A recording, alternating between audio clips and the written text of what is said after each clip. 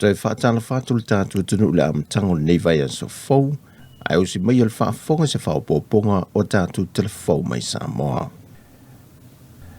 Be ama se i tū lama le awhana soka i pepa palota whaapitoa, le i tū lai lua i le awaulo le asato na ina tenei, e sui o le ofisa o whainga palota, e lumo malu le malo whaapea whai lau tusi e sui tau vata i tasi, e tu watu ai palota whaapitoa le ia sui mai whal palota SS, e pusa palota o lato i tū malo, o loo resta lai o lato swafa le lona palota, e le mai ai o ia ngā luenga, maloka i loa ia pusa palota sa ia au lia le tu lai hiva i le so, lea o le ato e vala a waifa i lau tusi e sui tau vata i tasi, e lato te moli mawina le fai tau ngalo ia, ma wha mau nia ai ma sui fai pule to ono, e whaatu mua no who'olo o havanoa i le pale mene. O le fuwhanga le e tauna tai ko le lima, le aso le mai ale. Son fua relo, mai fua.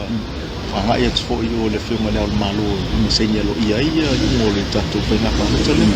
Ma le whiunga i lo ma le tatu vaenga, le ile asai malo lo, awa le te whainga luenga tai hao. Ia malo lo le ile asai, sa ili malo si. Ia ngai mai lo le tatu, whaitau mola i le son fua.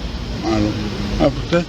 E no whasilingia le whionga le komsino whainga palota ma le sui komsina, e le malupui puia leo palota mua ma palota whaapitoa, lea o lo a nga i ele masalo salo le to telo le antunu, e ono mawhai o na whaia i eini whainga whasol tula fono, so no le whionga le sui komsino whainga palota. Ia, mosi e fia fo i ele pa, ia me malo le tato atu, o le table nei, talu lava o na mai e palota mua le solo, la lava i le ofisa autu o leo ia pusa palota ia o lo ia tonu ia palota mua taimi foi nei fato a fufuanga lava ia le tatu ofisa fato a au mai lava ia pusa palota mua ia so fua fatino ai lo le faita ngalo ia so o le morsi le fia le tunu taimi nei o lo itai pusa leo ia palota mua pusa palota ia na o pusa palota ile so le ala nei tatu ofisa ia o lo ilalo fo o baba ainga ni malo e le fai foi ona se tasi o tatou ia pena foi male tele la tunu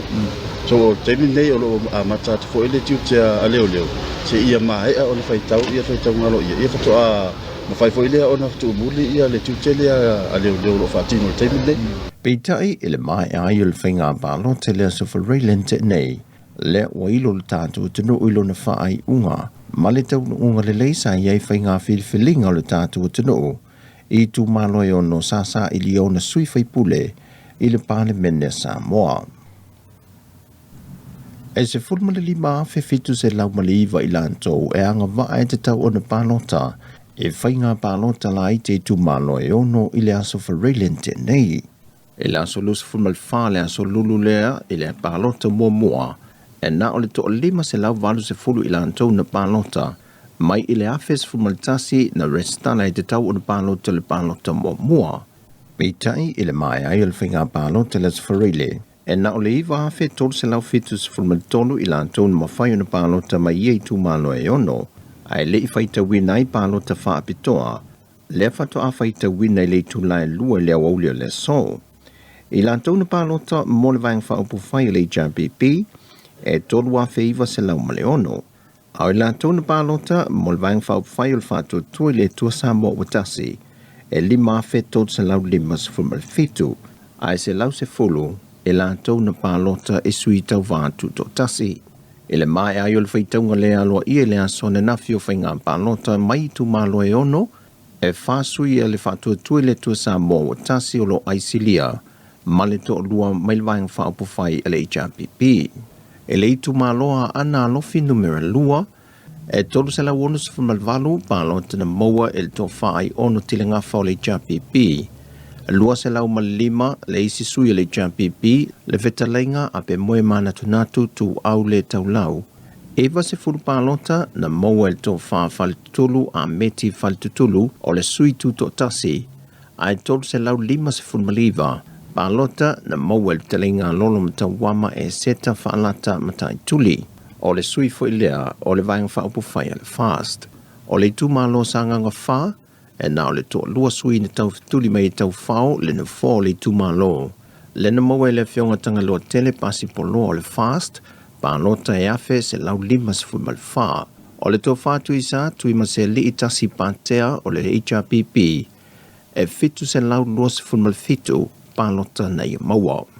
O sanga ngā lua e to ono sui na tau whao le na foa le e to lua sui le HRPP to tolu sui le fast ma le sui to tasi e tu to tasi. O le vitalenga whaalongo Ivan Jangtong o le sui leo le vaing whaapu whai le fast e lima se lau wonus fulmaleono pālota nei maua. O le isi sui le fast le whionga whata Ryan Schuster e whase lau whase furu pālota nei maua. Sui le JPP whamausili si ona tau whao e lua se lau wivas fulmaleono pālota nei maua maulolo tā vita a mosa o le isi foi sui le JPP e ono se lau se fulmaletonu pālota nei maua. Ma le isi sui o le fast whata me fau e lua se lau ono se fulmaletasi pālota nei maua. Ma le sui tu tōtasi e lua se furu pālota nei maua ia vau tu ua Michael toi vai. O ale pate tu pā i lalo, na maua e pālota na maua e le whionga whale o mawainga titi mai a te fua o le fast, le afe lua se furu maleono pālota nei maua.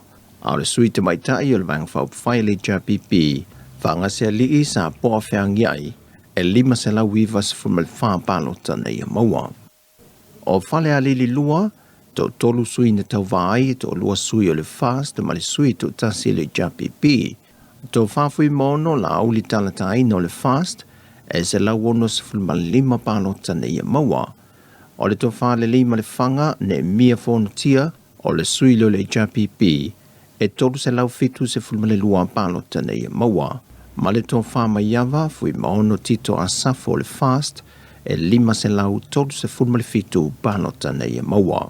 Ma le tu malo sa fata lua, lau mati a manu rinko presaul o le vaenga le fast, e valu se lau fast fulmaliva pālota nei maua, ma nonu te o lomi a langi lo se niumata o le JPP, e fitu se lau tolus fulmalitasi pālota nei maua. Ua tu malo le sa avem whaamasino silia sa mo moto sa ngai tele, le whionga pātu tia vasu e falfatu sa polo. O le tae au le aso sa le aso le ananafi i le tulai se fulmalitasi, na moe file moe le tamali o le antunu, ai ua fitu se fulutu sangalona soifua. Na amata maide soifanga o ino le whionga pātu e le aonga malisi mulivai, pansolo tuai St. Joseph e Lotopa, ma wha wawa to Universite New Sila, mo le sa idi o whailunga whalo ia. Na taliu mai le whionga pātu i sa momanga lue mo se vai teimi, ma whiriwhiri ai o ia o se urua i Samoa, nā te se eia le na fōle whaamasino sili, se ia o mai le tausangan te nei, na whaamalo lo retire ai. O se awa noe whaamaisi atuai le ngango le tua mai a tātou telefon i Samoa, e le whale tua ma le nofo ialo, ma le ainga whaanoa noa, ona o le toa e seo le nā whionga, sa tau tua mo Samoa i tausanga i tele, e le ofiso o whaamasinonga. O nisi o moi mitinga le whainga malo e pe na whaelo mai le whionga le ministau ngā luenga te tele mahati nae, le whionga a fua olofiti wa ai. O loo i ele fuafuanga e toi fia wha au popo nisi au wala i te tono le taulanga, e wha ai titi ai le poloka i tae au i le momoli ato wha nawa onga, wha pia fo i le teime tu wai, ma le mana vonga luenga. Sau no le whionga olo, wa le ngā whatia a wanolo i eile te milei de tele o ta vale, ai maise lava i te mi epe o na ta ua. O nisi o ati nae epe o le malaiva lele i whangalii, e ele fōwhanga au ngā tele mo le au whaipi se nisi sa vai, e whawhaingo fi e lato whainga malanga le tūri leo le teimi, i ngā ruenga ma fōwhanga mo lato bis nisi. Sau no le whionga le minista, o whaeloe nisi lau whaipi se nisi sa vai, e tau ngō fia tuai le antu le waa lele mai whaleolo i Malta, nei lo tau o lato sai tutongi nei waa lalo, whatasei mo lato pasese. Sau no foi le whionga olo, e leo whaamutai lava le whaawawina o ngā ruenga sa whaatatia mai le whainga mālon tuai, o loo whaawau pēa ia tinae, mo le manui o le tātu watunu. O tala ia mai sa mo le so, manui o le tātu watunu, whaasoi foia.